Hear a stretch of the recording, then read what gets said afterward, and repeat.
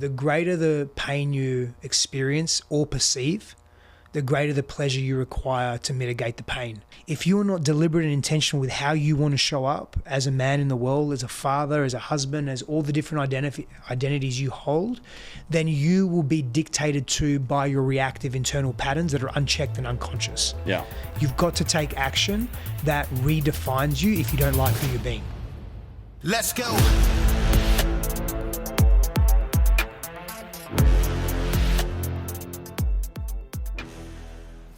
Welcome to Citizen. We got a special guest today, Stefanos Sifandos. Stefanos. How's that? Yeah, it's good. Not bad? Not bad, man. I'll say very good for an American. It's good. Americans struggle with my name. And yeah, well, rightly so. Wait until we do the other show. You'll see my business partner has never pronounced anybody's name right in his entire life. I look forward to it. It's been done many times, man. I'm not too offended by it. Yeah. So you grew up, we'll get to some of this stuff. Tell me what you do now first, and then we'll go into your history a little bit. Yeah, I mean, now I really just support people and help people move beyond just stuck trauma they can't see, but they see it playing out in their lives, right? Whether it's patterns of failed relationships, whether it's having very big feelings of maybe anger or reactivity when something doesn't go right, and really getting to the source and the core of that and helping them really regulate their nervous system so they just live better lives. But importantly, man, as well, they're not imprinting negatively on those around them as well. And what do you think for the baseline person? We're kind of getting into this period where nature used to take care of a lot of this for us. We were busy trying to stay alive, right? Now we're a little bit more introspective, and it's causing some issues, right? Yeah. A little more selfish, even. It's ironic almost about the human condition that, on some level, there's the selfishness increases during times of great stress, but also selflessness does as well. People sacrifice themselves, or just in general, in those times. But it seems like people get a little bit more like the more we stare in the mirror, the worse we get, is typically how I feel about that. Yeah. I agree. I think that the challenge that we have is that we're so uncomfortable with the quote unquote worse it getting that we stop looking in the mirror. And all we actually really need to do, and there's a simplicity to this is actually this simple, but it's very painful, often very painful, is just keep looking in the mirror. And there's a diffusion that comes with that, or a connection to the truth that lives in that moment that helps us transcend it or move beyond it. But we just don't want to keep looking in the mirror. Like, we look in it, we don't see what we like, or it's really fucking uncomfortable or really painful, and bang, we go to our distractions, we go to our numbing, we go to our adrenaline, we go to our performance, we go to making more money, we go to drugs, alcohol, whatever the numbing is, right? Yeah. Food. Yeah, people like to find an escape somewhere or another, and it often gets, we can talk more about this later, but it often gets weaponized against you. The less resilient and self-reliant you are, the more open you are to coercion, if it's direct or indirect, right? Yeah. So where are you from? Father's Greek, mother's Italian. Grew up in Australia, but grew up in Greece as well for the first sort of few years of my life, and we came back to Australia. Where in Australia? West Coast, Fremantle. What's it called? Fremantle. Fremantle? Yeah. Oh, Fremantle. shit. Yeah. It ain't very free though, unfortunately, bro. Well, I don't know much about that area, really. Yeah, it's beautiful, man. I mean, it's stunning. it's right on the water, but... Oh, yeah. Stunning, man. It is. I love it. I just love the ocean, right? So I definitely have a bit of a compulsion to be near the ocean. What made you decide to leave? So it's a really interesting question. So I've been in the US for 7 years. My wife's American, so that's why we're here, and I'm very happy to be here. When I originally left, I thought to myself, I felt very, very tight and very contracted in Australia. I just felt like there just wasn't space for me to grow, and I needed something else. And by that point, man, I'd traveled a lot. Like by that point, I'd probably been to maybe 80 something countries, maybe 90 countries. Now I've been to like 90 something countries. I don't know. But by that point, I'd traveled a lot. So it wasn't like I'd never seen the world and I was stuck. I just knew that I needed to get out. And so my intention was to either be in the US or be in Europe. And I'd met my wife virtually before then. I didn't think I'd be living in America, but I'm here. So Where's she from? She was born in Wisconsin, but she grew up in Dallas and then spent most of her life in California, though. Yeah. Yeah, that's interesting. And things changed a lot for you guys. It's like I've always felt, you know, we have a lot of fans. Our show, Drinking Bros, has a lot of fans in Australia. There's a lot That's cool. a lot of like, I don't even know how you would describe it, like rough drinking culture. Oh, right? yeah, man. Oh, Just calling each other bad words and fighting and drinking. That's kind of what we're into, it's too. basically how I grew up, man. Yeah. And if you weren't doing that, there was something wrong with you. Yeah, so it's like there's always been like a kinship for sure, but then I guess things changed for you guys. There was a big shooting in, I think it was 95 or 96, and then pretty much was the beginning of the end for any kind of gun ownership there. There's still some stuff, but for the most part, it goes away. Yeah. Well, I mean, Mike can give you details of what it looks like too, man. I think you'd be quite shocked because some of my friends have guns and own guns, but the process for attaining it and the process for retaining it is, man, the level of work that needs to be done is ridiculous. It's intense. Yeah, and then I think there's a lot of second and third order effects from not. I don't even think it's the guns themselves. I think it's just the right is almost a counterbalance to government intrusion. I don't think government sits around thinking these people are gonna storm our buildings with guns. I really don't think that's the case. I think it's more like the individual right itself is a counterbalance. If you know what I mean. So in Australia, my perception of Australia is that the collective is just prioritized over the individual, but to a pretty strong degree though. And so what happens as a byproduct of that, the compensation is that individual rights and individual voice is often really suppressed. It's a more of a, it carries more of a socialist slant, if you like, that's become more and more distinct over the last few years. Again, in my opinion. Why do you think that is? Like, why are the people of Australia allowing this to happen? Oh man, I mean, my immediate answer is because they're being fucking weak and compliant, and it's easier to just comply than to be a stand for, you know, what could be true or needs to be true. And I realize I'm projecting my values on that, right?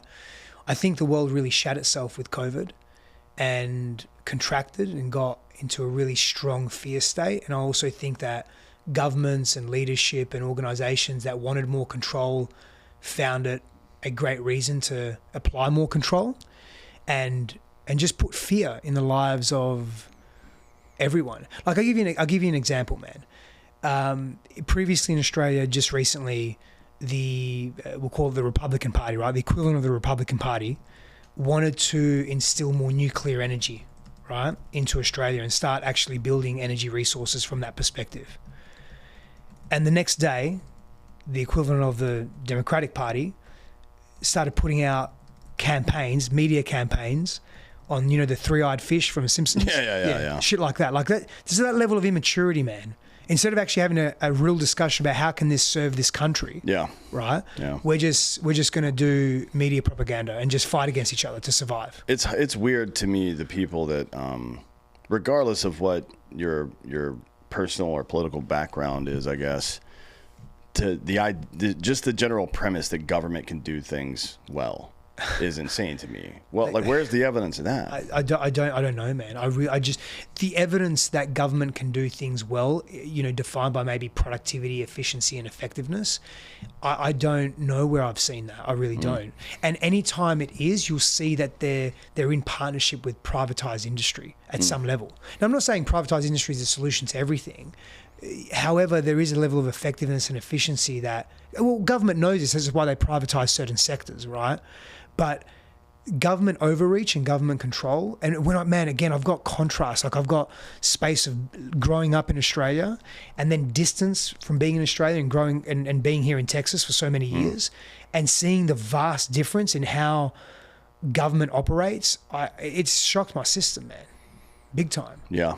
Yeah, it's weird, man. And I think I think that the West's relationship with government has deteriorated commensurate with the deterioration of masculinity and purpose. I can agree right? with that. I think that's a big part of it. Like this idea of capitulating to a higher authority is something that, especially here in the U.S., we're mostly like the U.S. culture is in as few words as possible. No, fuck you. Right? That's kind of how we built this country is no, fuck you. I'm not doing that. And you know, it was wildly successful for a very long time because it turns out that when you let loose the individual's capability backed with motivation for their own personal success, you get the best possible product typically, right?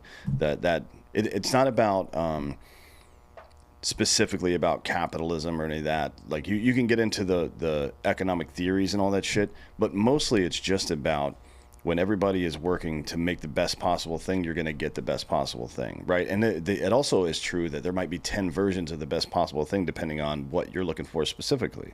And you're going to get all of those varieties because now you have a marketplace for it. Capitulating to centralized authority is like, you know, in a very small center, it can work, right? If it's dad at home, it can work. If it's maybe even a local government to some degree, it can work because people share commensurate views and whatnot. But when you get broader, it never works. It can't work. And then to make it work, you have to use force. And that's where you get authoritarianism. And I think it's all the result of people refusing to say no. And it's because men won't say no. Any man that goes along with any of this shit, like, come on, man. That's not your job. Your job is to set the standard and protect your family from this nonsense, right? Yeah, I agree with that. I think we've demonized masculinity.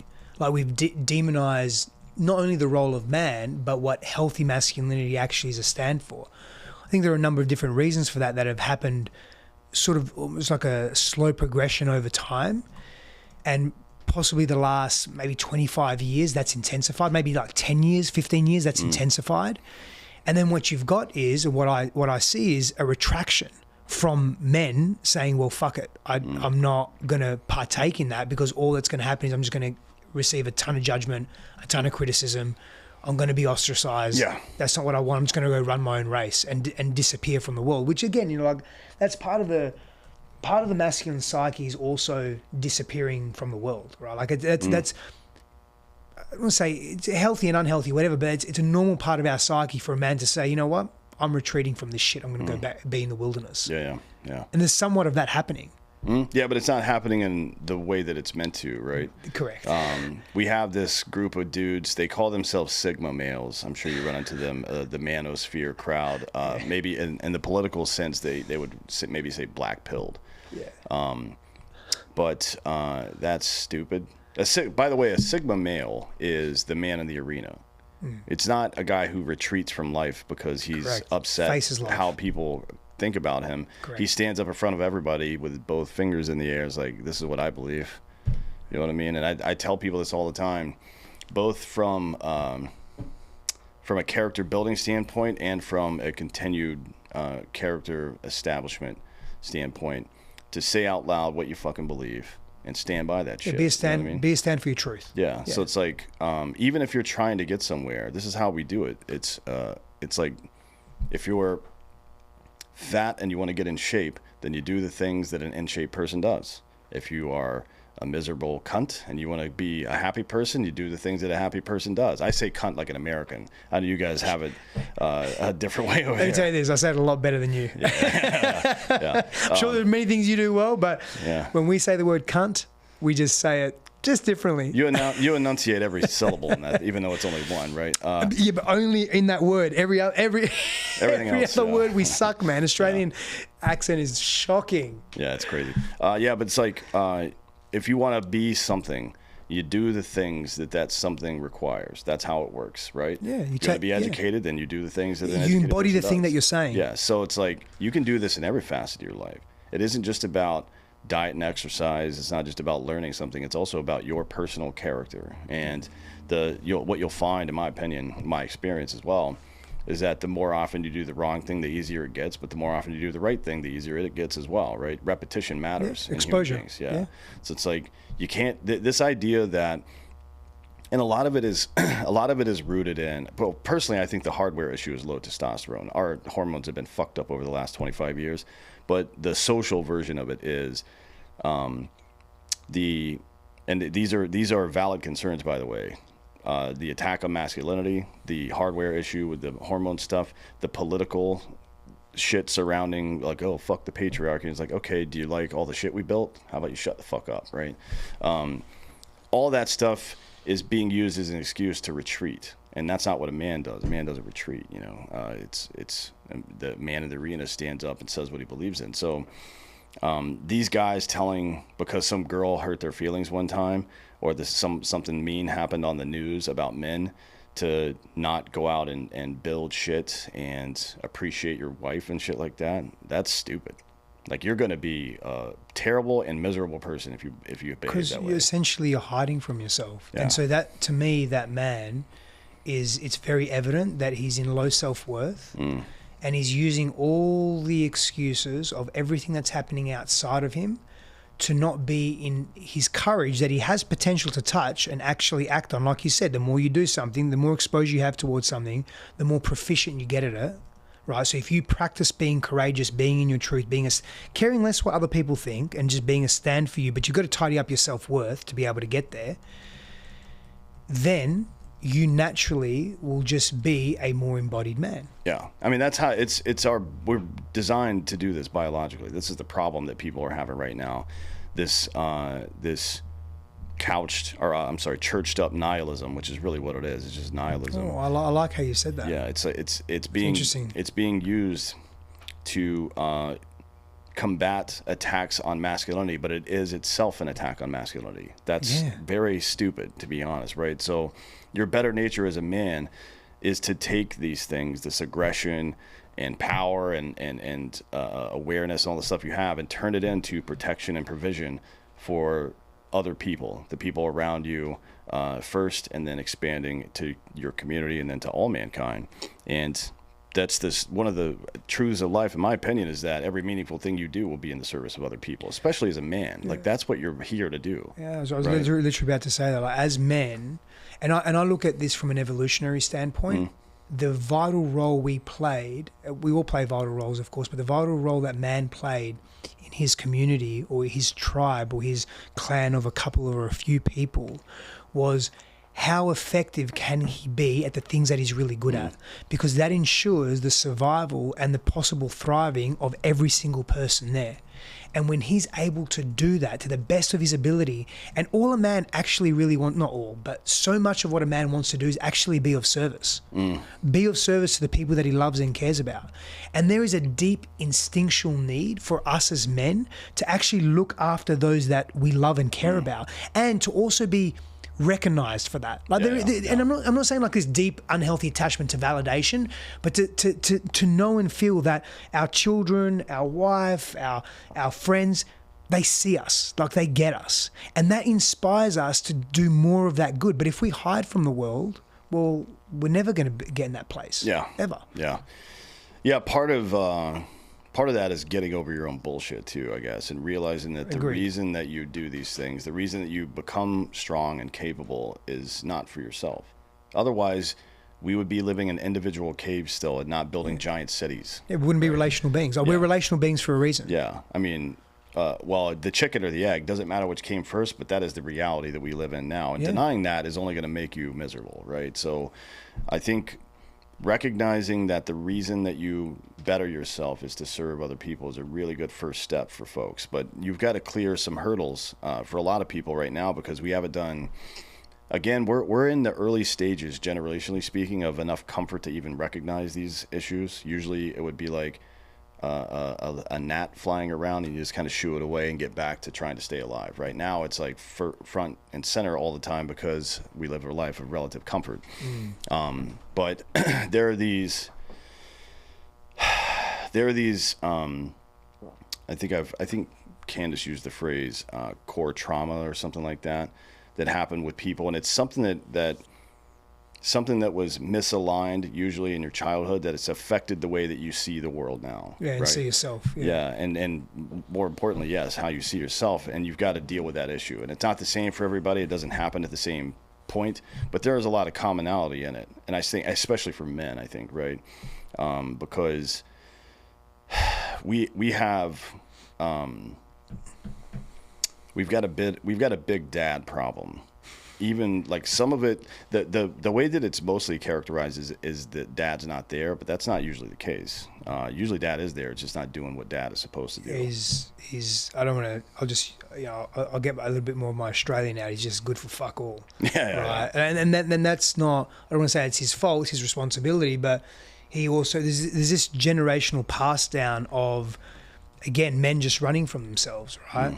And so when we don't have availability in our father, see, men need relatability. Like boys need relatability. They need a familiar face to look to, because we deify our parents, right? Whether you're a boy or a girl, it's irrelevant. We deify our parents. And when our parents, especially the father, who's so familiar to our own construct, like, our own genitalia, our own body type, our own facial expressions, etc. Because we don't have a rite of passage, like a biological distinct rite of passage like women do. Women have their menstrual cycle and they become women. Boys don't really have, we grow and we become bigger and you go through puberty, but we don't have a distinct, very clear rite of passage. So if we don't have healthy men that are adept and paying attention to us, leading by example and leading us through that change and big transformation, we feel very alone. Yeah. And we need to compensate for that. And so we go to extremes, and then extremes becomes what we're exposed to naturally, and that becomes our norm. And so we lose ourselves and we become hyper competitive. Nothing wrong with being competitive, but we become hyper competitive. And we move through the world not trusting anyone and not being able to build a bridge. And so again, we're very isolated. Yeah.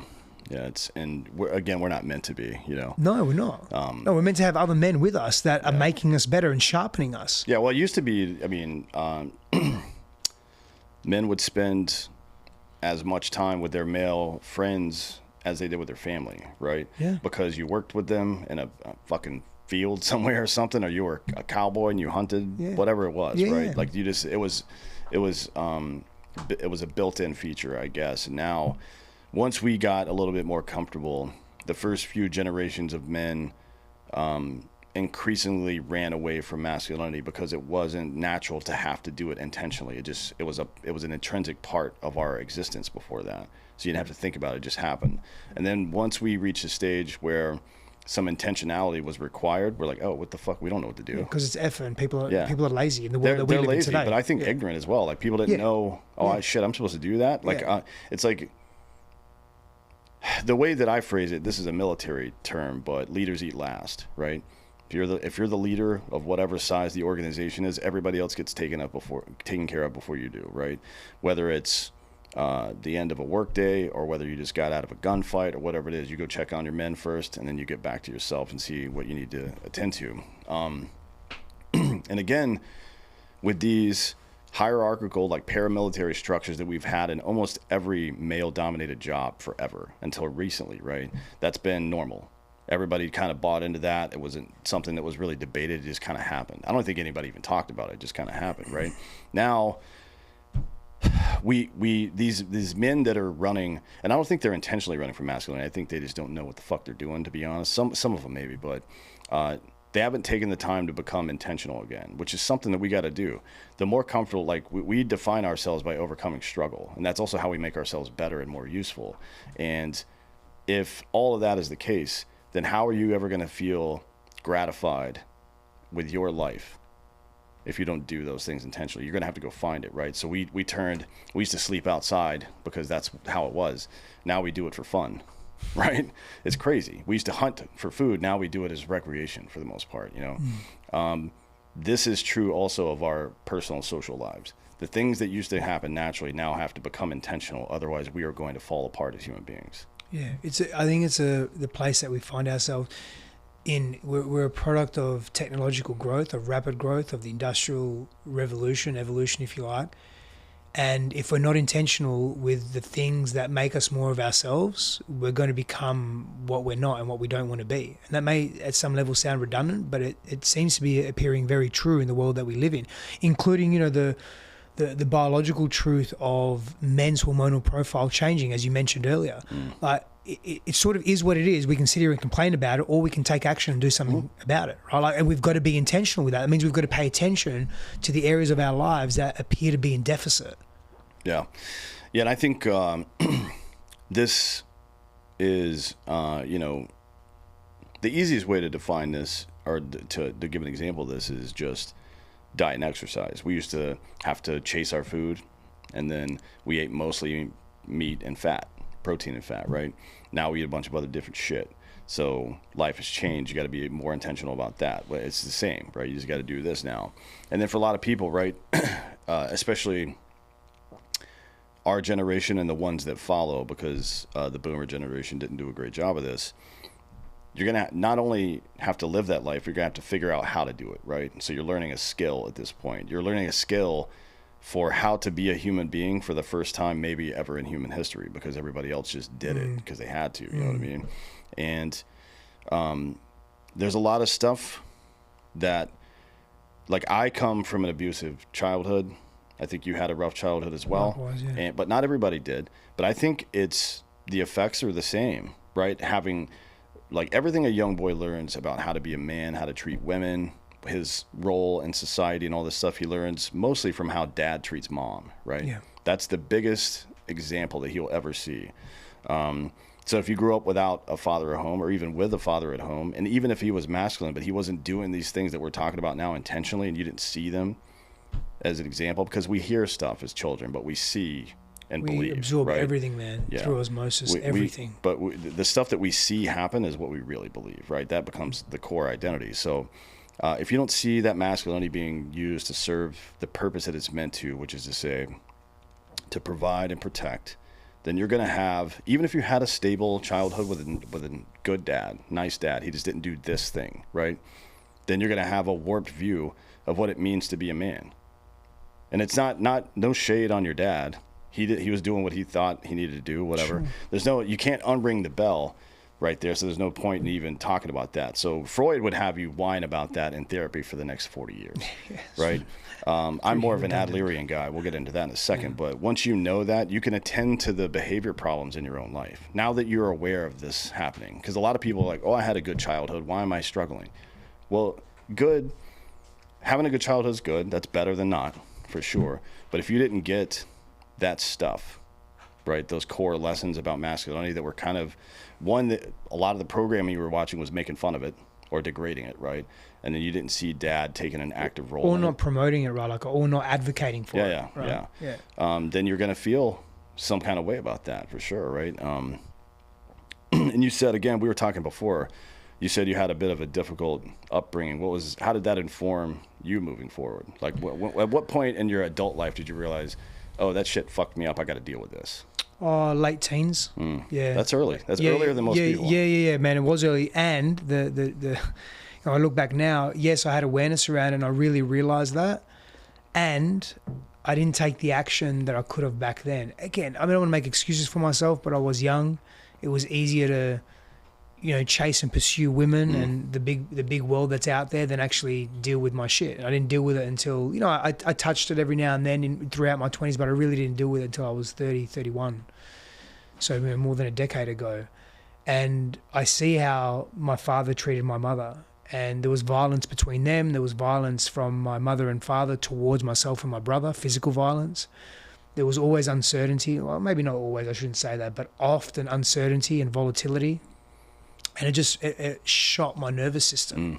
And so, I have a very simple outlook on life. The greater the pain you experience or perceive, the greater the pleasure you require to mitigate the pain. And the pleasure comes in different ways, man. For me, it was food, and then it was sex. and then and adrenaline, and validation through performance. Largely through athletic endeavors, and entrepreneurship as well. If I could get it, but I was chasing my tail a lot back then. It's a little different now. And again, because I didn't have a solid example of, because there's shades of masculinity. We can say masculinity, we can even say patriarchy, right? Like the patriarchy exists, very simple. It's just a male-led society. That's not a bad thing. Yeah, why would it be? No, just like matriarchy is not a bad thing either. But there's shades of anything. Like there's unhealthy and healthy expression, right? There's shadow and there's light expression, for lack of a better term. And so I just experienced a greater deal of shadow, of unhealthy masculinity, of control. Yeah, did my father provide for us? Did he put a roof over our heads? Did he make sure food was on the table? Sure. But it also came with conditions, right? It came with him controlling through force and power, and him not when he wasn't happy, he made sure everyone else wasn't happy. He didn't take responsibility for what his internal state was. He didn't take accountability of himself. And he was also hyper. I mean, I can go on and on and on, but the point is that I'm making is that there's shades of masculinity in what we're exposed to. And back to your point around being deliberate and intentional. If you're not deliberate and intentional with how you want to show up as a man in the world, as a father, as a husband, as all the different identities you hold, then you will be dictated to by your reactive internal patterns that are unchecked and unconscious. Yeah. You've got to take action that redefines you if you don't like who you're being. This episode is brought to you by our title sponsor, Omaha Steaks. From handcrafted steaks to family grilling favorites, Omaha Steaks delivers the world's best steak experience for all of your 4th of July grilling plans. Enjoy USDA certified tender steaks, juicy burgers, and so much more. And now, during their 4th of July sale, you get 50% off site-wide. Holy crap, that's a good deal. At omahasteaks.com. Plus, our listeners get an extra $45 off with the promo code CITIZEN at checkout. This is a very American company, folks. They've been around since 1917, America's original butcher. Great meat of all sorts, whatever you can think of, they got it over there. And now they're giving you this crazy deal. It's 50% off site-wide plus $45 off with the promo code CITIZEN at checkout. There's nothing quite like an all-American feeling. 4th of July cookout. You know what I mean? You got to celebrate being American because we are the best country in the world. It's the perfect time to stock up and celebrate with the exceptional handcrafted flavor and convenience of Omaha Steaks. Grass-fed, grain-finished beef, more marbling for exceptional flavor, and is the choice of steakhouses and professional chefs around the world. Plus, don't forget about all new smash burgers. They're built for the grill. 6 minutes from the freezer to the grill. Perfect. I made a bunch last week, and it's just some of the best in the world. So once again, get fired up for the 4th of July with Omaha Steaks. Visit omahasteaks.com for 50% off site-wide during their 4th of July sale, and add an extra $45 off with the promo code CITIZEN at checkout. That's 50% off at omahasteaks.com and an extra $45 off with the promo code CITIZEN at checkout. See site for details. This episode is also brought to you by First Form, firstform.com/Drinking Bros, the best protein in the business. Protein is the building block of life, folks. I say it all the time. You replace every cell in your body over the course of 2 to 10 years, depending on how active you are, how much you eat, and how clean you eat. And if you're replacing it with garbage, you're going to be garbage. So make sure you're eating the best possible protein you can and supplementing with First Form. Don't forget about the micro factors. It's just a little simple pack. Open it up, dump it in your mouth hole, and feel better. They've got the liver detox, which is a great thing for people that like to drink or people who, just want to be healthier. And then they have all these other supplements. They've got great pre-workouts. They've got great protein in all the flavors. And then, of course, for people on the go like us, they have exceptional meat sticks, protein sticks, and a variety of different flavors. And then the level 1 protein bars in a variety of flavors as well. That we talk about this stuff all the time. They're great. So go to firstform.com/Drinking Bros. It's the best company in the world. You've seen us with Andy. You've seen the company. We love these guys. It's a very American company. So go support them and support us. Firstform.com/Drinking Bros. That's 1stphorm.com/Drinking Bros. Sure, yeah. It's we've got these misconceptions that and I think a lot of it has now mapped itself onto these adult men's lives, and they're unsuccessful in relationships and unhappy in relationships and don't understand why. I'm doing all the right things. I'm putting food on the table, roof over your head, safety, and I'm still not getting the desired outcome. It must be that the system is broken. It's like, no, you're close, but you're not there yet, right? That's the real solution. And this is something you have to know as a man with your own family. Look back. I mean, look, I don't want you to analyze your childhood. I don't think there's any. The past matters, but you can't change it. The only thing you can do now is take the next step in the right direction. Yeah, only right? if you choose to grow from it. Like, I agree with you. Yeah. Like, if you're analyzing your past to get stuck in the story of it and make excuses, being victimhood, you're wasting your fucking time. Yeah, if you're looking at your past because you want to actually grow from it and not make the same choices that you've been making from the patterns that have been derived from that place for like a deeper understanding and connection to that, so it gives you an opportunity to move through it, great. But if you're just recycling stories, not healthy for anyone. Yeah, think of it like your math professor checking your work. Like, oh, here's where you fucked up right here, right? Yeah. Go back and look at it and change. But doing those things, that baseline, this like, I don't even know what you would call it. It's just kind of a reductive view on what masculinity is. Food on the table, roof, shelter, whatever. And then you're all set. Like, I've done my part. Why is she being a bitch? You know what I mean? That's what guys will say. And it's like, well, that's not true at all. It's disempowering too for you. Yeah. It's never really about that. I mean, it's and it also, like, when we say provide and protect, provision doesn't just mean food and money. You know what I mean? It's leadership for me as well. Yeah, setting examples. I think the strength is what really does it, right? Competence, like, women are extremely attracted to competent men. Elon Musk is not a very handsome person, and he's goofy as shit too. And he is rich, yes, but he's also, like, the wealth is the result of his competence. Agreed. Right? And it's like, and his ability to execute on his competence. Yeah. And he's trusted himself enough to execute on his competence. Yeah, there's a like, confidence and competence are the two main things that you want to be able to get. And by the way, that's going to help you as a human being as well. It's not just about securing the things that you want in life, but it helps you. But you know, sorry to say that, but just confidence and competence, to me, is derived from deliberately, purposely putting yourself through challenging situations that help you become more competent and confident. Yeah. And you grow through that, right? Yeah. And you become more resilient in your nervous system. That's why people just pull back so much. They don't have the resilience in their nervous system. They're not willing. They don't have the staying power because they just haven't exposed themselves enough to difficult shit. Yeah. Yeah, it's in physical terms, we would call it fight, flight, or freeze, right? Yeah. A lot of people are just frozen in life right now. They're working in a cubicle 9 to 5 because that's what they think they're entitled to, I guess. It's like, well, you're entitled to whatever you could take in life, to be honest. I'm not saying to rob people, but like, you can do what you can do, you know? So, and it's this old, if you work through all the like the logical values of this, it also shows you that there's another misconception. Men think that provision means financial, and then they can't. We're in a new world now where men and women are making the same amount of money, or maybe she's making more sometimes, and a lot of men allow that to completely depolarize a relationship, which is fucking stupid, right? To be honest, to me, and it's a misunderstanding of what it is, of what this situation is. It's like, maybe at some point that financial gain was an effigy for your competence, or it provided a level of safety and security that she needed as a woman. That's not the case anymore, right? That safety and security exists because civilization is quite a bit better than it was back then. So now, you know, I think a lot of men are trapped in this scenario where they don't understand what their value proposition as a human being is anymore, because it used to be obvious. I've got a gun and I've got some money, right? I can protect you and I can feed you, and that's it. It's like, okay, well, can you protect her? Still, you need to be able to protect her. You don't want to be useless as a man. But what does feed her mean? I think that means something different now.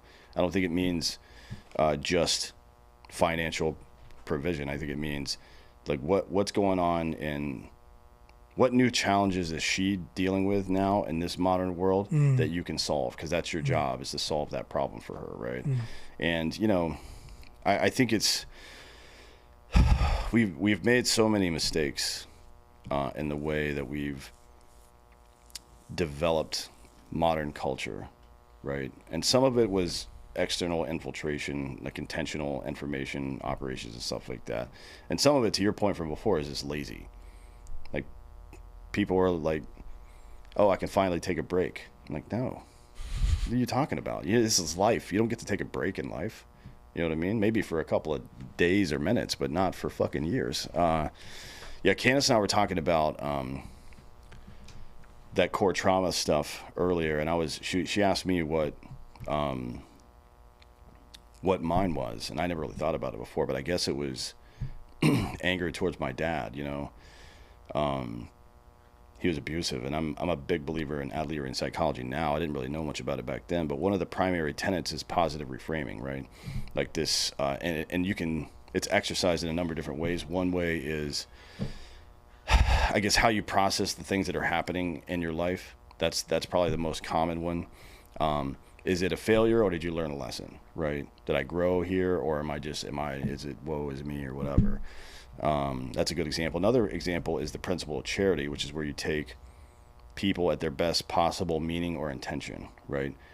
Just the understanding that that person's operating in their own best self-interest, right? They weren't trying to hurt me necessarily. Maybe they were, but I can't just assume that was the case.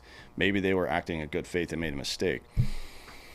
But if your life is defined or heavily influenced by hate or regret or fear and that stuff, it's going to be impossible for you to do this positive reframing, and you're going to suffer for it. I mean, you've got to work past that and realize that it's your choice.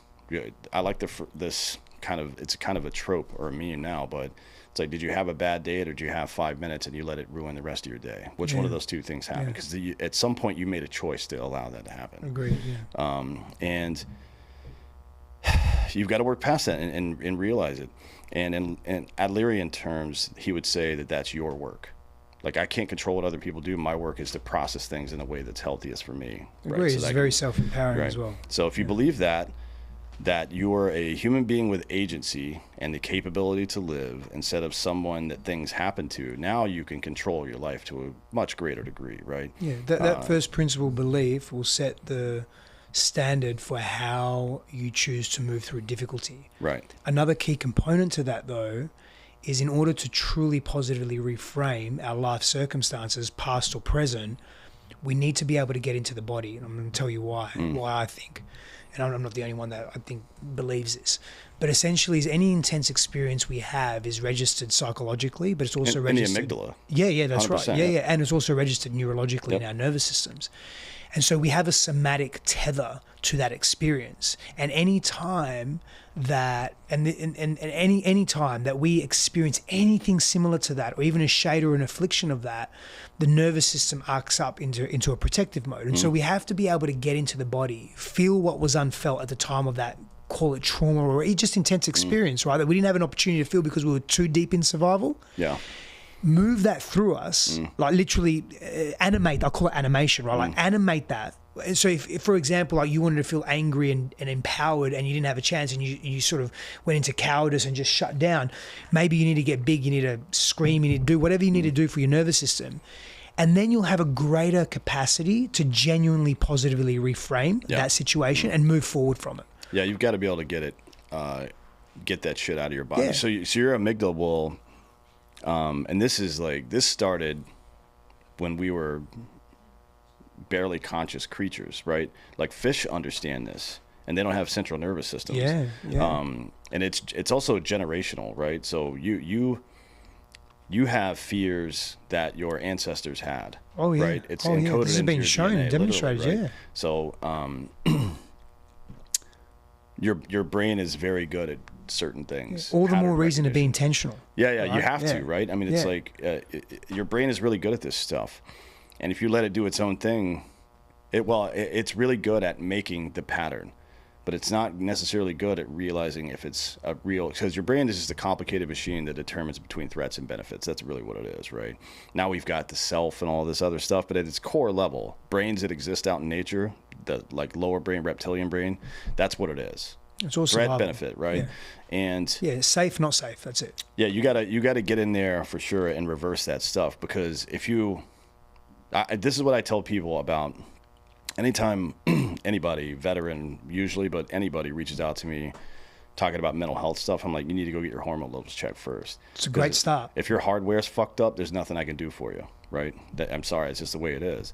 And then in this case, if you haven't dealt with these, if you haven't unrecognized these false patterns that seem like danger or whatever it is to you, or shame is a big part of it as well. Massive for men. Then if you believe that, then you believe you're a victim of circumstance. You have no control over your life. You're a victim, and you will be for the rest of your life. No matter what else you try to do psychologically, you're going to be a victim, because we talked about this earlier as well. The reality is in life, you can only really control your attitude and your effort. And until you master those things, you're always in danger of sliding into that nihilism, right? Because the world will become too big for you.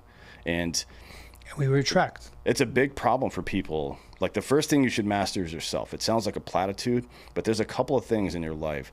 Discipline, especially, right? Mental discipline is something that men should really work on from an early age. And like you mentioned before, we don't have these rites of passage anymore that used to be that discipline. You had to go, like, if you grow up here in America somewhere back in the 50s, you were probably a Boy Scout, and they made you go do certain things to get the badges. You accomplished things, and it made you competent, and you felt more confident as a result of that, and that's what led you to become a confident, competent man. Now we have nothing. People are like, kids are on video games now, and it's certainly not teaching them that much. But we're all adults here, so we can't go back to our childhood and change anything. What do you recommend for people that are trying to unring that physiological bell? Like, what are the because I like DMT for that. Honestly, not everybody's gonna be keen on that sort of thing, and you need to be intentional. But if you can do some self-reflection and be like, you know what, this thing that I'm obsessed about or that I see as negative, like if there's something that's popping up in your life and you have a negative response to it and you don't understand why you're having a negative response to it, that's a problem, right? That's something that's been irrationally coded into your amygdala, and you've got to get it out. And I think DMT is a really good way of doing it, because you just focus on that for half an hour before, smoke the DMT, and your brain will do the rest. Yeah, I mean, psilocybin can have a similar effect as well. But I mean, I'm an advocate of DMT. There was a period in my life where I went deep down that rabbit hole, and it was very life transformative. But again, it was very deliberate. I made sure I had checks and balances in place in terms of people around me to make sure it wasn't just an addiction that I was feeding, and I was doing deeper work around that as well. I was working with a therapist at the time as well, and I was doing solo journeys. But yes, I mean, I think I can't emphasize the point enough around physiological stability. Like, get your internals checked, get your hormones checked, and what can influence positively your interior physiology is, what are your habits and your practices? Are you getting sunshine? Are you drinking clean water? Are you eating good food? Are you training and exercising? Are you challenging your body and taking your physiology and your physical capabilities to the edge? Because that's one of the ways you're going to cultivate discipline as well. Why is discipline and confidence so important? And why is deliberately putting yourself through challenge so important? I can't tell you, man, how many ex-operators I've worked with and military personnel and athletes, right? Elite athletes at highest level, gold medalists, world champion fighters, that can take their physical body to places that no human should even go or could even go. But the moment we start going inside, it's very difficult, right? Now, but here's the thing, because they've got an experience, and I orient them towards this, right? Because they have an experience of really doing difficult things, they're able to develop enough resilience and discipline to stay long enough with the interior thing to get the lesson or get the wisdom from it, to then make the changes, to have the positive reframe. And so exposure to difficult things cultivates that confidence, cultivates that self-discipline, and ultimately cultivates even greater self-worth, not arrogance, but confidence, right? That help us do even more difficult things in the interior landscape. Like, as men, we're awesome at exploring the outside world, being pioneers. I'm a massive advocate of being a pioneer in the inside world. It seems to me that you are as well. Yeah. Clearly, if you're talking about DMT and that exploration. Yeah. Well, I mean, I've been using psychotropic drugs since I was a literal child. Wow. I had some social developmental issues, and started taking acid when I was 11. And I did a lot, right? But it was, I wouldn't recommend it for everybody. Obviously, that's a crazy thing to say, but it was very beneficial for me. Yeah, wow. Like I didn't even, before it, and I don't know why this was the case. Who knows? But I didn't even feel like a human. I felt like an automaton or a replicant or something. I was just mimicking everybody else's behavior. Yeah. I had no sense of me as a person. Of yourself, right? Yeah. You weren't separate from the world, so to speak. It was mostly robotic, so it's probably like some autistic shit. But I just felt like all I was doing was trying to mimic other people to not get noticed. That was my main goal in life. And I'm sure part of that was also like living in a household where noise meant pain. Sometimes, right? Not always. He wasn't. He wasn't a monster or anything like that, but he was an asshole. I can relate, man. It was the same thing. Like I would cough loud, and my dad would slap me in the back of the head real fucking hard. You know? Yeah. Yeah, it's just like that shit gets ingrained into you. You know what I mean? So, working through that stuff, it was very beneficial for me. And then, well, it loosens everying, right? Yeah, it opens. It creates. I mean, it's. I think in LSD was good for me for sure, but I think the DMT kind of, even more so than psilocybin, puts you in such a state that your brain forces you to answer questions that you refuse to even acknowledge exist, right? Which I think is very powerful for a lot of people. And it's, some people take it too far, right? Like, sure. We were talking, Candace and I were talking about this a couple of weeks ago, actually, but if you break your leg, you're not going to spend the rest of your life healing your leg. That's not that you're not on a. What a great analogy! I know where you're going with it. It's like, what the fuck are you talking about, dude? No, it's like so, and that's to me, that's what Freudian psychology is. It's like, hey, your leg's broken. You're a victim of broken leg. Yeah. Right, and that's just who you are. It's a part of your identity now. It's like, no, that's not. That's something that happened to you. Yeah. Yeah, you're not the things that happen to you. You're not your thoughts. You're not even your feelings. You're none of that. No, you are the result of your decisions, right?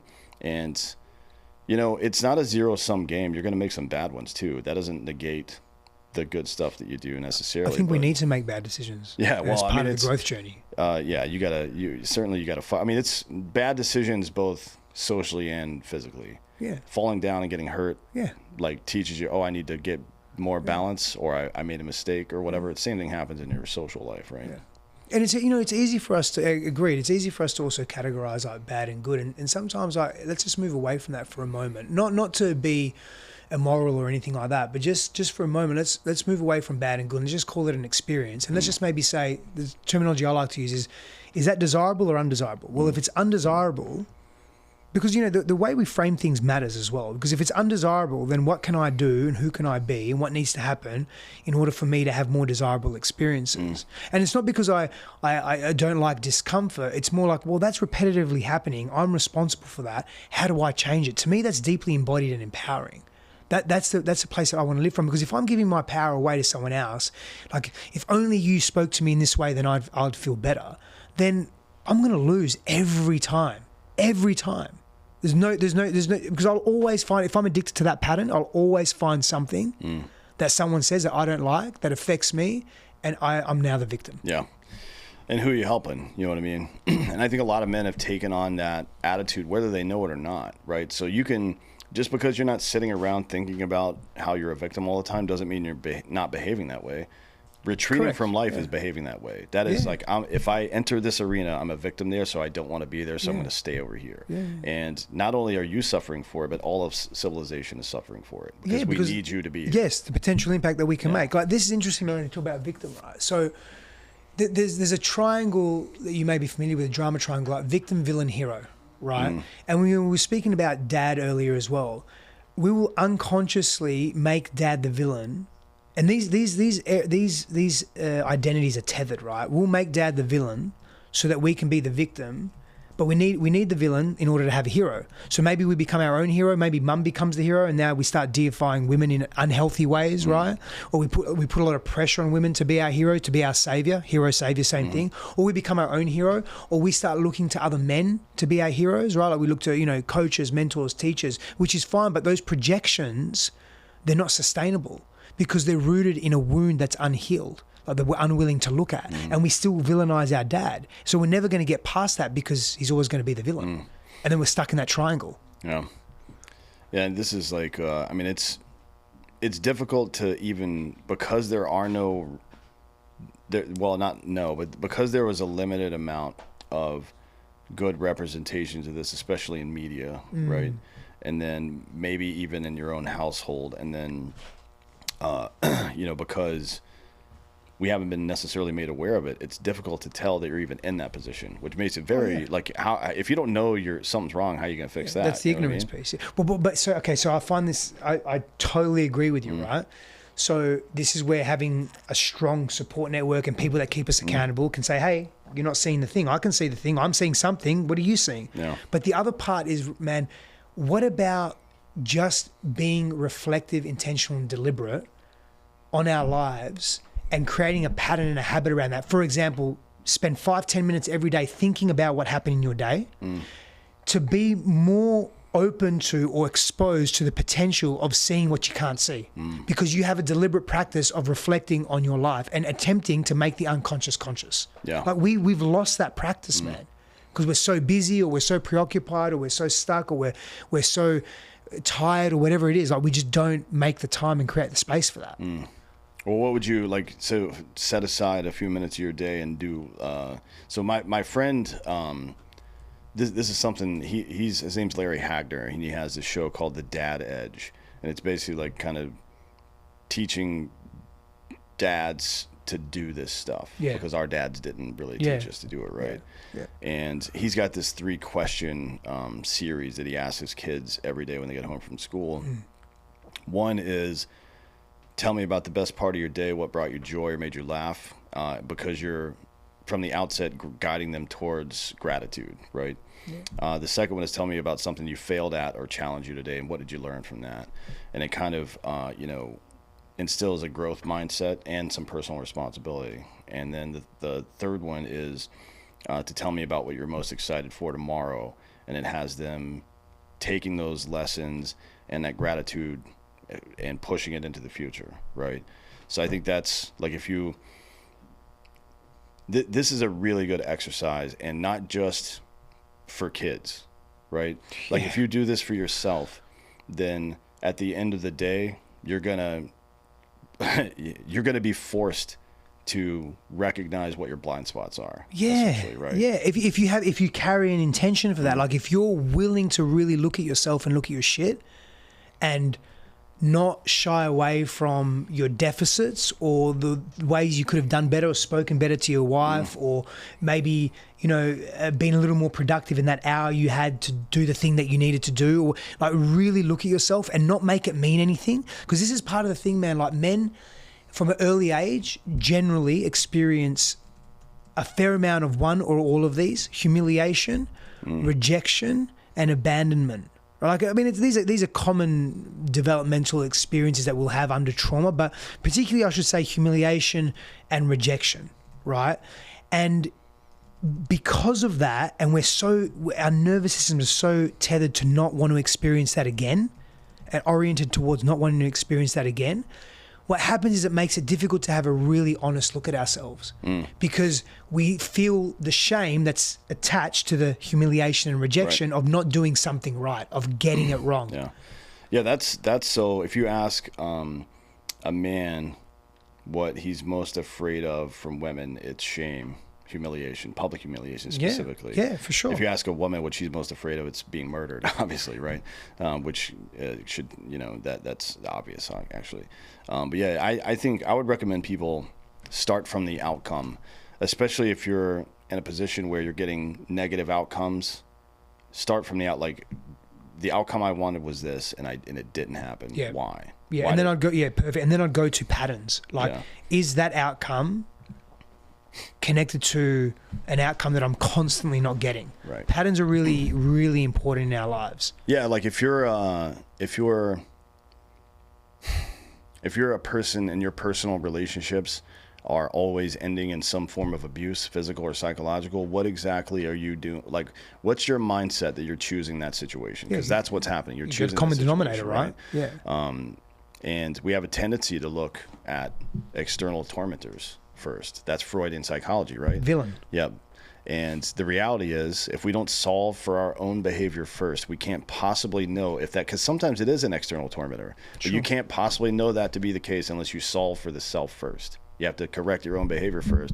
And the big part of it is like just reflecting on that pattern. Am I doing the same dumb shit over and over and getting this result? And then, look, none of this all sounds easy or simple, but none of it is. And it takes a long time to do this shit, especially like if you're in year 10 of a marriage and things have been depolarized the whole time and not going well or stagnant or whatever it is. It's going to take you, like you're underwater. It's going to take you some time to get up there. And it also needs to take some time because, not to use a direct swimming metaphor, but you get the bends if you come up too quickly. Like the relationship you're rebuilding a relationship from the inside out at that point. And you're fundamentally changing and transforming who you are, because you weren't who you were 10 years ago, or even 8 or 4 years ago, 4 months ago, who you were in the relationship. Yeah. And it maybe it, like there's the potential that it ends the relationship. That's always a potential. But I would recommend if you're the man, you got to be a leader, right? So your job is, you got two hands for a reason. One's to pull yourself up. The other one's to pull the next person up with you. That's your job as a man, right? Yeah. So like it's going to be some tough conversations. Truth, man. Right? Like we were speaking about this before, truth has to be a first principle priority in your life. And it can't be that the fear of the relationship breaking up or the fear of the family breaking up or whatever it may be. You've got to be in your truth. And look, when we say things like this, like when you talk about, provision and protection, all of that, there are values that are also attached to that. Like, can you still be honorable while you're doing that? Can you have consideration and compassion for the other person? That's part of leadership, right? Like being able to hold a whole community or your family, not just yourself. That's part of effective masculine leadership. Yeah. It's a given to me. Yeah. So like you've got to, because the chances are if your relationship has been depolarized, then your woman is also not comfortable being as feminine as she can be. She's unsafe, right? Because that's what it takes. Like masculinity is the wall around the village that allows people to operate. It's a container, right? Yeah. And if you want there's so many stages of this, but if you want your woman to be that nurturing caregiver and respectful that you desire, like physically you desire that to be the case. You want her to take care of you and to take care of your children, and you want her to honor and respect you, right? Yeah. Like that's what you want. Whatever you think you want in life, I'm telling you biologically that's what you want. Yeah. So you're not going to get any of that if she doesn't feel held by you. Yeah. If she doesn't feel your masculinity on a not just a daily basis, but a moment by moment basis sometimes. It's not going to happen, right? And then consistency is part of that too. It's repetition and is how all you that show really up, matters, right? Yeah. So you actually want to be in that case, in that instance, you want to be predictable. Like she can trust your masculine expression. Yeah, and then if it's been depolarized or stagnant for some amount of time, don't expect to do it right for 2 or 3 weeks and then just to be fine after that. That's not how it works, right? It's going to take a little time to rebuild that, but it is possible to rebuild that for sure, right? She is a human being with the same, not the same obviously, but a polarized version of the physiological demands that you have, right? And if you meet those, you will get an outcome out of it, right? Now, obviously, she's got agency and has to decide to allow that. Correct. So whatever, but you can do your part. And I think that's sort of all we can do, man, is our part. Yeah. And then once we've really genuinely, we can say, hey, I've done my part to the best that I can, and I've actually met these guidelines, values, standards that I have for myself, and nothing's changing. That's just a different conversation. But so many people leave too early. So many people just say, it's her, and they just don't go anywhere because they haven't actually made those changes within themselves. And I've been guilty of that, man, or at least thinking that, right? Like I can say in previous relationships, guilty of that, where I didn't really show up in the ways that I could have, but I just blamed the relationship not working or her or whatever. Yeah. I didn't get what I really could have from that. And I didn't give what I really could have from that as well. Yeah. I mean, I think the female version is just to say he's a narcissist, and the male version is to say she's crazy, right? But that's good generalization. That's just sometimes it's true for sure, right? But mostly when you hear that, it's just the person didn't do what the fuck they were supposed to be doing, right? Yeah, they didn't even bother exploring it. Yeah, and by the way, your woman is crazy, just to be clear, right? That's part of the feminine. Yeah, it's like. Yeah. I try to, any chance I get, run people through a very quick version of this, but the male hormonal cycle is 24 hours. So that period during the day where you feel sluggish or you feel irritated or you feel angry or sad or whatever it is, okay, well, that lasts like a fucking week for her. Yeah. Right? Or at least 4 or 5 days, depending on which part of it is. Yeah. she's crazy. I don't know what to tell you, man. That's just the way life is. So you can go live on a fucking island full of dudes somewhere and do that, or you got to live it. This is just how life is, right? So, you know, it's the same thing with masculinity. You're trying to, or anything in life, not even just, polarization. You're trying to maximize the positive benefits out of something, right? And part of that is like showing up, and this is the same, not to infantilize adult women or anything, but it's the same with children. Like, you show up for them when you need them. We have a really bad habit of when the kids, like timeouts, that to me is unacceptable. Well, that's not true. In a separate space, right? Basically what you're telling the kid is, in the moment that you need me most, especially when they're like under 8 years old, where they're doing emotional regulation, the moment that you need me the most, I'm going to tell you to go somewhere else. And by yourself as well. Like, fuck that. That can't happen. And it sucks. No. I mean, I get it. You do like all the stuff for this kid all the time. Yeah. And you're just like, motherfucker. Sure, but there's lots of variables that impact that. I mean, the way we do it with our... And by the way, those 3 questions that your friend asks his kids, I asked my 3-year-old very similar questions to that. And some of it is not even questions. Some of it is like, hey, guess what? Guess what's happening tomorrow? Like, really get her in the excitement of that as well. But what we have for her is like a feeling space, right? Not a feeling corner that's ostracized, like a feeling space. When she has really big feelings as a toddler, and she does... How do you want to express those right now? What do you feel like doing? Like, we have little cushions, we have little hitting things, like getting her moving energy, animating energy, man. Yeah. But being there with her. And the most important thing is checking what's happening within me. Is my heart racing? Am I angry inside, but I'm being calm, but I'm really angry? I need to check that, because she'll feel that.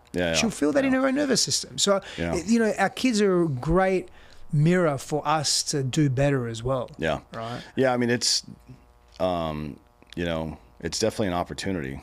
I think people, the more you're around toddler age kids, the more you'll learn about yourself. Oh, bro, you know, so much, man. You know that. Like, my experience has been brief so far, but yours is like she's 3 now. She's so 3, it's like, yeah. I mean, got a couple years of that shit. Yeah, but I still think, man, like I don't even know. I still can't believe I'm a father, and I love her so much, man. Like, I care for this. I mean, what a light she is. Just I can't tell you, man. Like, something I've had, like, one of my patterns in life is aggression. It's changed after having her. Like, the level of instinctual protection that I have, and even if I see something happening, even if it's on a screen or out, like, to children that is harmful, man, it's changed my life. So and in so many ways, man. In so many ways, I don't even know where to start with it. It is. They will bring out everything in you. They bring out, you know, our children, and whatever age they're at, will also bring out the parts of us that experience whatever we experienced at that age as well. And so, you know, for example, if we experience heavy abandonment, we may be feeling certain feelings about our child, and even like as a father, it's like, well, I'm not abandoning you, I'm really here with you, yet you're being reactive or you're not appreciative. Like, we project these adult ways that the children need to be, which is so unreasonable, you know, because we experience that, and it's a part of us that's being activated because, well, we didn't experience that, but that child's experiencing. What about us? So we've got to attend to that part of us, right? So we can again have the positive reframe. The silly part of it is not silly for us, but silly for your childhood, is realizing that every time you thought you were being quiet, they literally heard everything you were doing and saying. Because there's nothing those kids do that's quiet, ever. Everything is always loud. But it's like, to bring it back to the woman thing, like, she's going to have this stuff that irritates you throughout the one single day is going to affect her for days at a time, typically, right? Can I share a story with you on that? Just quickly. Like, literally, when I was out here, my wife sent me this thing on perimenopause and menopause, right? And also just a woman, exactly what you're speaking to about her menstrual cycle and how it changes her and what's happening for her. And it was like a 3-4 minute video, and I was just watching it. And I thought to myself, damn, like, I really need to access more compassion. I'm going to be really honest with you now. And then I'm looking at it and reading it, and I'm like, I'm fucking getting angry looking at this. Because there was a part of me that said, what about me? Right? And in that moment, I stopped and I paused the video, and I thought, hold on a second. what do I mean? I didn't want to judge myself, but I said, what do I mean? What about me? Like, how is that helpful to this transformation and transition that she's going through? That is probably so much, not probably, it is so much more difficult than what I will go through. Like, where's my compassion here? And I just started thinking about the parts of me that are angry. Anyway, I've got more sort of exploration to do about that.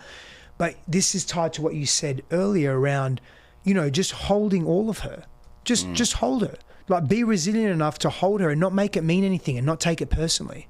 Because what we go through in a cycle, on a daily cycle that may last minutes or hours, she goes through days. Yeah. And when she's in perimenopause, even longer. Yeah. And by the way, perimenopause can start at like the age of 35. Yeah. So for this, I'll reiterate this. For a man, what about me means doing what you're supposed to be doing for other people in the moment that they need you. Because you're meant to get the benefit on the back end of that, the love and respect that you get as a result of your effort, not just because you're a fucking man. You don't get it just for showing up. Nope. And that's what the phrase "leaders eat last" means. That's the embodiment of it. Like, Dad gets the big piece of chicken because he was out working hard all day and taking care of people. That's you don't get and I'll get it later. Delayed gratification. Yeah, you don't get it because you're the man. Right. Everybody gets served first, and then Dad gets served. That's how I've always. And that's when I was watching that video after I was checking myself on what, and I was again. Like, I want to be clear. Like, I wasn't hating on myself for getting like upset about it or angry, but I was just checking in with the parts of me where that's happening. And I thought to myself, well, the opportunity I have here is to really show up. And what benefit could there be in that for all of us? Not just me, but for all of us. Like, how can I actually, what type of growth would I experience from that? And how can we all win from that? Yeah. And part of it is, part of the feminine expression like that is the sharper edges are rounded off by a feeling of safety and security, right? So, look, I'm not saying that if your woman is just constantly a bitch all the time that you should just tolerate it. That's not the point. No, you're not a punching bag. But you have to address it. Right? Yeah. I mean, you've got to address it in, for lack of a better term, the right ways. Right. The ways that she can actually receive it, and the way that is in your truth, not projecting your pain onto her. Yeah. So you can still be compassionate and be super firm. Yeah. You can still say, hey, that behavior doesn't work for me, but here's how I'm going to still show up for you. Yeah, I think in the moment, like if she's having some kind of issue in the moment, I tend to it first, and then afterwards I'm like, hey, you were a dick earlier. Usually I don't have to, though, to be honest. That's what I found most, is that if I behave the way that I'm meant to in the moment that she's struggling like that, I don't have to say shit afterwards, because she comes to me later and she's I'm sorry about that or whatever, right? And the reason why we can't attend to it and actually be able to attune, is attunement, right? It's neurological and psychological relational attunement. The reason why we can't attune is because we're taking shit personally. And the reason why we're taking shit so personally and we have to be defensive and protective and reactive is because we haven't reframed, we haven't done our inner work, and we haven't been committed to that. And the more we get committed to that, those moments don't charge us. Those moments don't influence us so easily. We're more resilient. Yeah, it's like, I'll have a situation where it's like, some completely irrational shit is being said, and at this point I have to stop myself just from laughing, because that's not going to help either. But because I know how it's going to end. It will come across as like mocking or something. And I don't want to. I'm not trying to demean her that she's got her shit going on, but it is kind of funny to me, because I'm like, oh, this is fucking stupid. Sure, from your vantage point, what are you going to do? And I think that's a big part for a man of having and some like identity resilience, right? Like, don't stop taking shit so personally. And the internet's not made it any easier. People are online taking shit personally from strangers or bot accounts that they're not even real fucking people. You can't take shit seriously over there. The internet's not a real place. Fuck, man. I'm sure you're familiar with dead internet theory, but I think about 60%. No, I'm not actually saying. Oh, you mean where so much of the internet is just, it's fake, it's not even real bot people. Farms. Yeah, for sure. It's like 60%, 65%. Is it really? Yeah, that's what we think. Yeah. No. Which is wild, because most of the interactions you're having. So if you, this is something you got to be really careful with certain influencers as well. In the political space, it's one thing, but in this manosphere space, like who stands to benefit? This is qui bono is one of my favorite phrases. It means who benefits, right, in Latin. And it's a phrase that you use in criminal investigations. It's to establish motive. Like, who could have benefited from this? That's a good place to start, right? Follow the money is another way to say it, I suppose. Sure. But who could possibly benefit from the degradation of women in Western culture, from putting giant divides between men and women, to take people's faith away, to take their national pride away and shit like that, right? Who could benefit from that? Well, it could only be our adversary, whomever it is. It doesn't matter who it is, but that is an adversarial viewpoint. And it can be internal as well. It could be as well, yeah. You got to see it.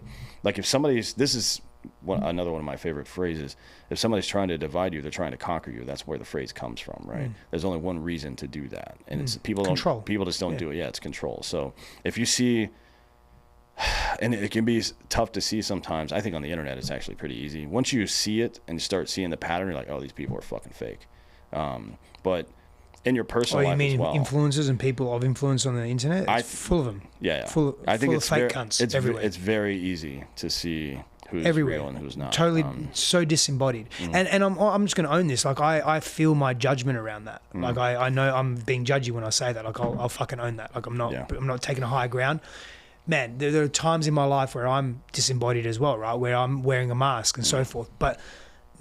And the level of intensity of that exists, and there are so many that really believe that. It shows us how disconnected we are from ourselves and from our truth, because we're unable to discern. Yeah. I think in the same way, when you're starting off on this self-improvement stuff, you got to be skeptical of the physiological lessons you've learned, right? Look at my body. I'm getting angry right now. Why? Is this real? Or is it something that was programmed into me incorrectly? Yeah. Did I have one weird experience or something? It's really important in those regards to be skeptical of yourself, right? Always question your experience, not necessarily your core belief. I think your core belief should be solid, but you should question your experience. Is this actually happening, or is this what I'm imagining is happening? Yeah. Because then, when you get into these situations, and it's like all these, I don't know that a lot of these people know that they're grifters. I think they're grifters. They're like secondhand grifters because the system is playing to their ego. Like I'm getting a lot of, it's called, what do you call it? Bandwagon fallacy, right? A lot of people agree with me, so I'm going to keep saying this thing. I think it's the number one reason for audience capture, right? So many people are agreeing with what you say, and you're like, oh, I must be right. Well, that's a logical fallacy. That's not true. Right is right. Correct is correct. It doesn't matter who fucking believes it or not. And you get, there's enough adulation you get, even if it's from fake people, that it fuking makes you feel bigger for sure. than you are. Yeah. And that's a big fucking problem. Like it should make you angry if you realize you're being manipulated, I think, right? It would fucking piss me off. Yeah. And it has in the past. It's injustice for me. I don't like it. People or politicians or business folks that I've believed in and it fucked me over. I'm like, you feel like an asshole, right? And it has become a core part of our life now. I don't know if our personal lives informed how I think to some degree, the way traffic on the internet happened is a result of human psychology, but it's like certainly made it worse. Yeah, I think what you're also speaking to, what's that term, themotic? The themotic man is the man that has an aversion to injustice. And when that man stands up for injustice, he's in a stronger, healthier, masculine, energetic, to tie back to some of what you were speaking to, what we were discussing earlier. And as a man, you fucking need to get angry at injustice. You have to have some level of delineation between, again, right and wrong. And I know that may sound rigid and black and white, but it has to be a starting point. Like you can create nuance and grey area, and grey area exists in life. And it's really helpful to have an idea and a sense of what is right for you and what is not, what is acceptable and what is not.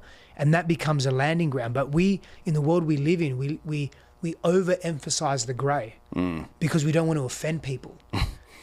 Like we need to get offended because that also cultivates resilience. That's a form of challenge. It's okay to be offended. You just don't act out on it and go kill someone just because you're offended. Yeah. Just deal with your feelings. Yeah. And start to understand, okay, why am I offended and what can I do about that? Yeah. Like, there's a lot of questions to be answered there. One is my offense or is my offended feeling legitimate? That's a good way to start. Yeah. And then two is like, well, does this even matter? Am I letting this become part of my life today? Yeah. because I'm bored. What the fuck am I doing? Yeah. No, go learn a skill or something, Yeah. dude. You know? Yeah. Don't sit around being offended by shit on the internet or Yeah. somebody else said. crazy, Anyways, yeah, man. it is wild. It's a total waste of time. It is a sinkhole. Yeah. Such a. I think I remember Joe Rogan saying, and I use Joe as an example.